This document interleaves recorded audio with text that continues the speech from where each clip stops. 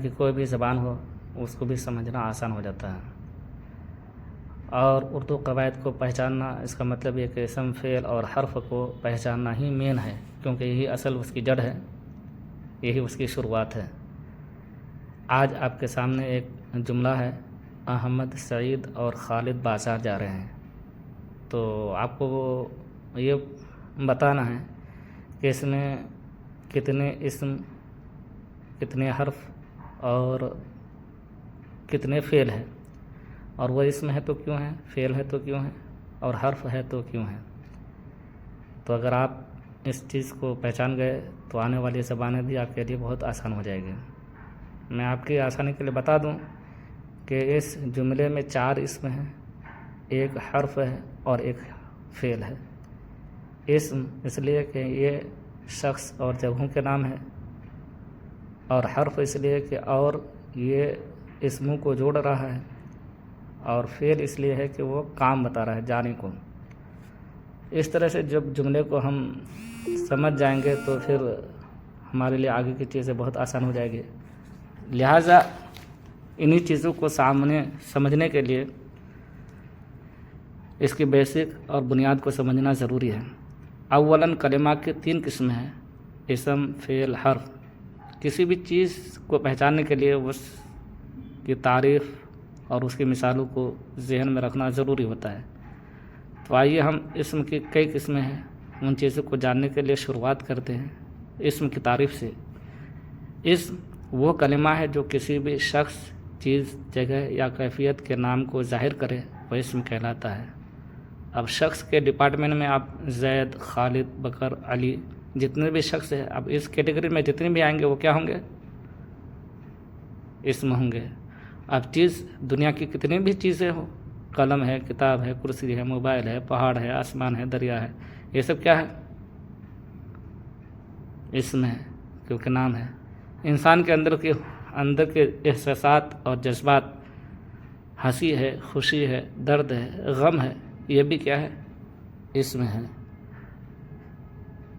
لہٰذا اسم کو پہچاننا بہت ہی جملے کو پہچاننے کے لیے، سمجھنے کے لیے ضروری ہوتا ہے. اب اسم چونکہ ایک ہے اور اس کی کئی اعتبار سے اسم کی کئی قسمیں ہو جاتی ہیں. جیسے انسان ایک ہے لیکن نسبت بدلنے سے رشتے بدل جاتے ہیں. جیسے ایک انسان ہے زید، وہ اپنے باپ کی طرف نسبت کرتے ہوئے وہ بیٹا کہلاتا ہے، اپنے بھائی کی طرف نسبت کرتے ہوئے وہ بھائی کہلاتا ہے، اپنے بچوں کی طرف نسبت کرتے ہوئے وہ باپ کہلاتا ہے، اپنی بیوی کی طرف نسبت کرتے ہوئے شوہر کہلاتا ہے، اپنے استاد کی طرف نسبت کرتے ہوئے شاگرد کہلاتا ہے. کیوں؟ کیونکہ یہ جو اعتبارات بدلتے ہیں تو انسان وہی ہے، لیکن رشتے اعتبارات کے بدلنے کی وجہ سے بدل جاتے ہیں. ایسے ہی اسم کا حال ہے کہ اسم ایک ہوتے ہیں لیکن جب اس میں اعتبارات بدلتے ہیں تو اس کے نام بھی بدل جاتے ہیں اور اس کی کئی قسمیں ہو جاتی ہیں. تو اسم بھی اپنے اعتبارات کے بدلنے کی وجہ سے اس کی قسموں میں بدل جاتے ہیں، کئی قسمیں ہو جاتی ہیں. تو بناوٹ اور لفظ کے اعتبار سے اسم کی اولاً 3 قسم ہیں: اسم جامد، اسم مصدر، اسم مشتق. جیسے کہ اس ڈائیگرام سے آپ بخوبی اندازہ لگا سکتے ہیں. پھر معنی کے اعتبار سے اسم کی 2 قسمیں ہیں: معرفہ، نکرہ.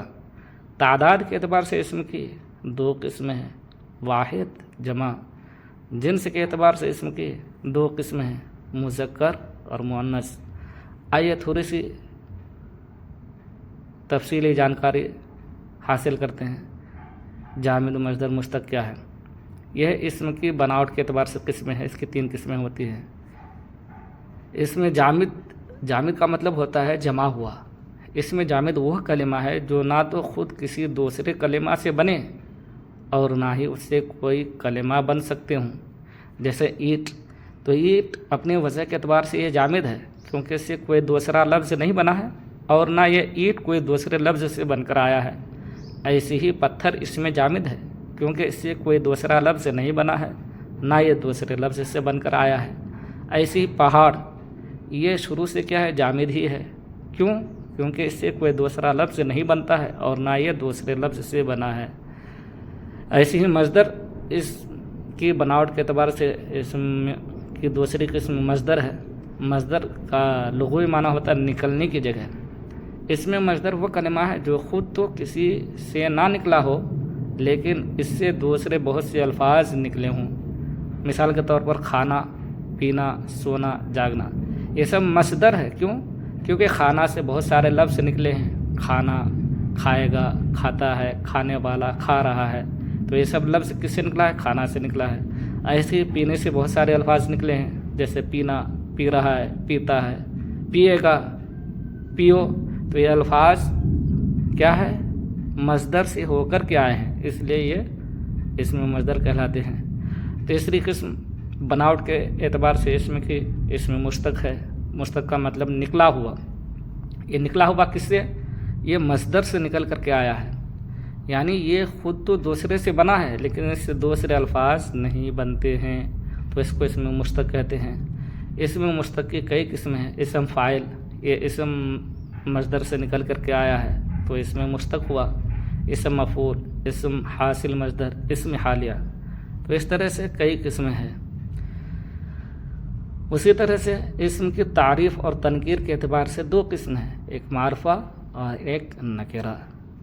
معرفہ کسی بھی خاص، ایک ہے خاص چیز، ایک ہے عام چیز۔ خاص چیز سے آپ اس کو سمجھ جائیں گے کہ وہی شخص ہے، جیسے زید بولیں گے تو آپ زید ہی سمجھیں گے، لیکن جب ہم آدمی بولیں گے تو آپ کسی زید کو نہیں سمجھیں گے بلکہ اس آدمی کے انترگت جتنے بھی انسان آئیں گے سب کو سمجھ سکتے ہیں۔ تو اسم کی تعریف تنکیر کے اعتبار سے دو قسم، اسم معرفہ کسی خاص شخص، چیز، جگہ کے نام کو کیا کہتے ہیں؟ اسم کہتے ہیں، اور یہ اسم معرفہ ہے، جیسے خالد ہے، ممبئی ہے، کولکاتہ ہے۔ اسم نکرہ کسی بھی عام شخص، چیز، جگہ کے نام کو اسم نکرہ کہتے ہیں۔ جب ایک لفظ بولا جائے تو اس سے کئی چیزیں سمجھ میں آ جائے، جیسے کہ شہر بولے ہم تو کوئی بھی شہر ہو سکتا ہے، تو یہ شہر کیا ہے؟ اس میں نکرہ ہے۔ دریا ہے، قلم ہے، تو یہ لفظ بولنے سے کئی چیزیں سمجھ میں آتی ہے۔ تو اس لیے تعداد کے اعتبار سے اسم کی کئی قسمیں ہیں۔ تعداد کے اعتبار سے اسم کی دو قسمیں ہیں، گنتی کے اعتبار سے۔ وہ اسم جس سے ایک شخص یا چیز یا جگہ ظاہر ہو تو اس کو واحد کہتے ہیں، جیسے کتاب، لڑکا۔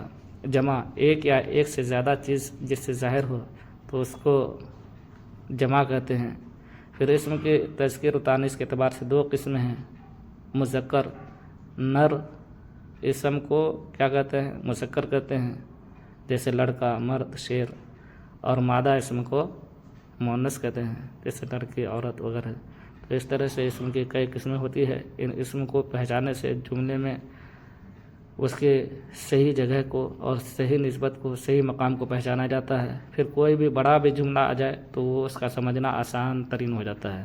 لہٰذا اسم کی شناخت کسی بھی جملے کو پہچاننے کے لیے بہت ہی ضروری ہے۔ جتنا زیادہ ہو سکے اسم کو پہچاننے کی کوشش کریں۔